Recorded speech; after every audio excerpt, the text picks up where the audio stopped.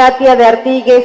Ella ha sido reconocida por diversos medios como una de las mejores periodistas mexicanas y ha participado en consejos ciudadanos, en CONAPRED, en UNICEF, en Gobernación, y ha sido una constante trabajadora por los derechos humanos de las personas con distintas discapacidades. Adelante y bienvenida Katia de Artigues. Un aplauso para ella, por favor. Pues sí, mi tema es las personas con discapacidad. Me da mucho gusto haber sido invitada por el PRD como externa para hablar acerca de este grupo poblacional, que creo que cada vez tenemos más conciencia de que no solamente son ellos, allá hay poquitos, sino que vamos a ser todos nosotros y pronto, porque todos vamos hacia la discapacidad. Podemos no tener una discapacidad en este momento de nuestra vida, pero como vivimos cada vez más años, afortunadamente gracias a los avances de la ciencia, pues todos vamos a tener una discapacidad estadística calculada los últimos 8 o 9 años de nuestras vidas. Y a mí me sigue pareciendo insólito que sigamos creando edificios como este, que fue construido en los años 70, según estaba yo platicando con Jesús ahorita, los 70, que vean nada más todas las escaleras que crearon. Nunca pensaron que había una persona que quizá no podía subirlas.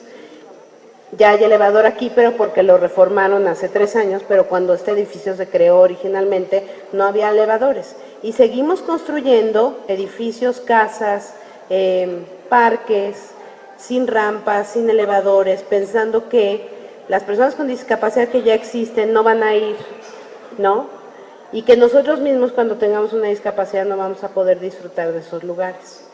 Esto lo cuento nada más para como hacer un poco visible el grado de invisibilidad de las personas con discapacidad.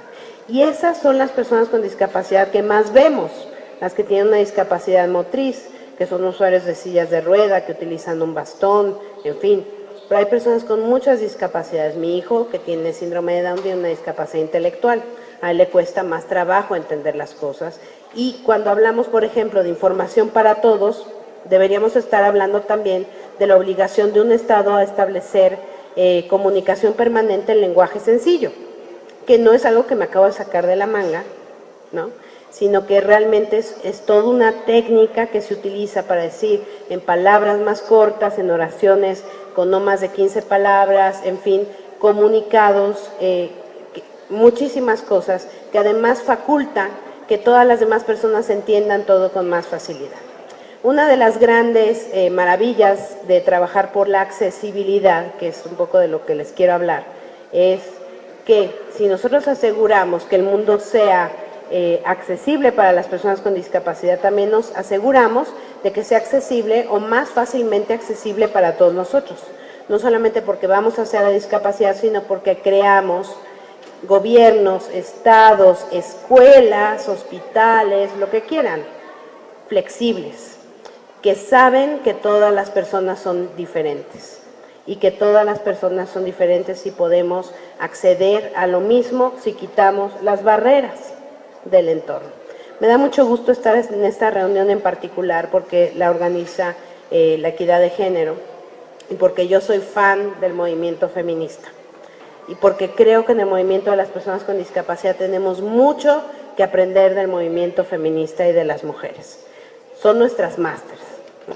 Nosotros vamos un pasito o varios pasos atrás de lo que ustedes han hecho, y ahora que escuchaba a Marcela y que escuchaba a ¿quién dijo lo de? Cecilia, claro, Cecilia Soto, acerca de esta lucha histórica que han dado las mujeres por garantizar sus derechos.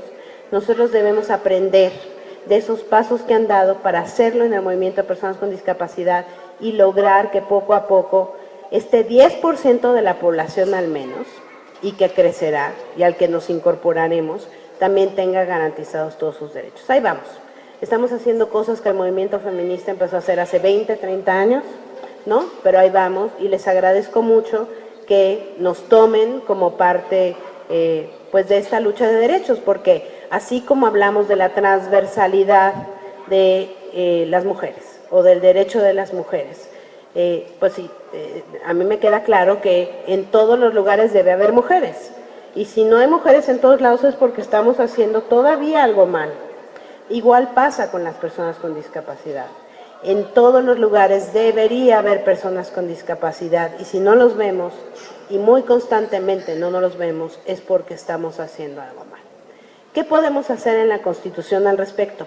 Coincido con Jesús en esta aspiración de que sea una Constitución sencilla, que se cumpla, que se entienda, que después se traduzca a braille, a lengua de señas mexicana, a lenguaje español sencillo, en fin, y que se cumpla. Pero también tenemos que ver a las personas con discapacidad porque quizá no bastaría con enunciar este maravilloso párrafo, ya sea el de Marcela o el de Jesús, o lleguemos a un acuerdo entre ambos, ¿no? Donde diga todas las personas son iguales, si no creamos también garantías para que todas las personas sean realmente todas las personas, porque estamos acostumbrados a no ver a las personas con discapacidad, ¿no? Entonces, quizá en este primer párrafo que decía Jesús o Marcela, que habla de una constitución feminista, yo quiero que hablemos de una constitución feminista e incluyente para todos y todas, que incluya a todos y todas, por supuesto a las personas con discapacidad, que lo único que necesitan son apoyos específicos para lograr lo que nosotros logramos, que eso se llama ajustes necesarios. Entonces yo, por ejemplo, quiero incorporar dos cosas a la Constitución muy puntuales, además de asegurarme de que a lo largo de toda la Constitución, de manera transversal, en ningún momento se ponga algo que pueda constituir una barrera para que en las legislaciones secundarias digan no, pero las personas con discapacidad no, ¿no? Que es el derecho a la accesibilidad y la obligación de la accesibilidad del gobierno, de todos los gobiernos de la ciudad, como sea que se llamen, de que exista la imposibilidad de comprar cosas que no sean accesibles. No deberíamos, por inteligencia, permitir que ninguna construcción ya se cree sin rampas necesarias. Por inteligencia, además de por inteligencia, porque nos conviene. Hay un dato que yo suelo citar con frecuencia de libre acceso, que es el siguiente. Si uno crea, como arquitecto, como constructor, un edificio accesible desde el inicio, no cuesta nada, porque se lo crea. Si uno después quiere hacer adaptaciones, cuesta 30% de lo que se invirtió. Y entonces, ¿para qué estamos tirando el dinero si podemos empezar a hacer ya las cosas accesibles? También no debemos tener transporte que no sea accesible. Pues esto de vamos a crear una ruta accesible, pues sí, claro, porque las personas con discapacidad tienen todo el tiempo del mundo que perder a esperar a que llegue el camión con la rampa, ¿no? Y entonces también por eso, como no pueden llegar a tiempo a sus trabajos, no los contratan. Pero entonces no, tenemos que aprender a no hacer guetos. Constantemente en este pleno siglo XXI seguimos haciendo guetos, pensando que además los guetos son buenos. Vamos a hacer una escuela para los niños especiales, ¿no? Qué bonitos, ellos allá y los niños acá. No, si no aprendemos a vivir juntos como sociedad, incluyendo a las personas con discapacidad, no vamos a aprender a convivir juntos. Y tampoco les vamos a enseñar a los demás niños, niñas, jóvenes y demás que el mundo es así, diverso, diferente, que cada quien funciona de manera diferente y que todos tenemos el mismo respeto y el mismo derecho. También la negación de ajustes razonables. En la economía del cuidado, Marcela lo decía hace un momento, las personas con discapacidad, por cierto, no están enfermas, son diferentes, funcionan de manera diferente. También se pueden enfermar, ¿no? Pero entonces las personas con discapacidad también suelen estar a cargo, porque necesitan más apoyos, de mujeres. Y tenemos que contemplar esos apoyos a las mujeres que se encargan de hacer la vida más fácil para personas con discapacidad. También tenemos que asegurar algo que es muy importante. Nosotros crecimos pensando, seguramente más que los jóvenes, quizá ya que están en otro boleto y debemos aprender de ellos, que las personas con discapacidad eran pobrecitos, o si no, angelitos, ¿no? Angelitos, y nosotros madres divinas, maravillosas, señaladas por Dios, después de que hace 50 años éramos castigadas por Dios como un trueno, ¿no? En fin, ese péndulo ha habido, que merecían asistencialismo, ¿no? Migajas, no. Lo que tenemos que ver es a las personas con discapacidad como personas con absolutamente todos los derechos. Y este concepto, esta filosofía debe estar plasmada a lo largo de toda la Constitución y quizá también tendríamos que pensar o replantear las instituciones para darles atención y también dar ejemplo al resto del país de que hay otra manera, no asistencialista, no de pobrecitos, sino de plenos derechos para que todas las personas con discapacidad puedan estar en este mundo. Y por último, además, les quiero decir, no se frustren y no se dejen bajonear por Jesús Ortega, que llegue y les dice, hay muchas cosas que no caben en la Constitución.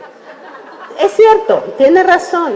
Sin embargo, va a haber un proceso de armonización legislativa. Entonces, todas estas cosas que este proceso constituyente nos ha hecho pensar, hay que guardarlas, apuntarlas, no olvidarlas y exigir que después, en leyes secundarias, se vuelvan realidad, porque de nada servirá una Constitución si no cambia nuestra vida cotidiana. Muchas gracias.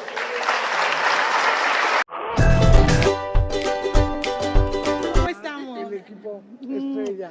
Muchas gracias, bueno. Doctora, pues ayúdenos a despedir la transmisión de Voz de Mujer, radio y televisión por internet de la Secretaría Nacional de Igualdad de Géneros, y un saludo a todas las y todos los que están conectados en este momento. Bueno, pues a toda la gente que nos ha seguido, espero que lo hayan hecho con el mismo interés y entusiasmo que había aquí en la sala, que la verdad era notable. Y necesitamos una ciudadanía participativa para lograr una constitución en la que también se preserve el principio de participación importante. Y bueno, pues nos vemos a la próxima. Nos vemos a la próxima. Seguiremos viendo con nosotras.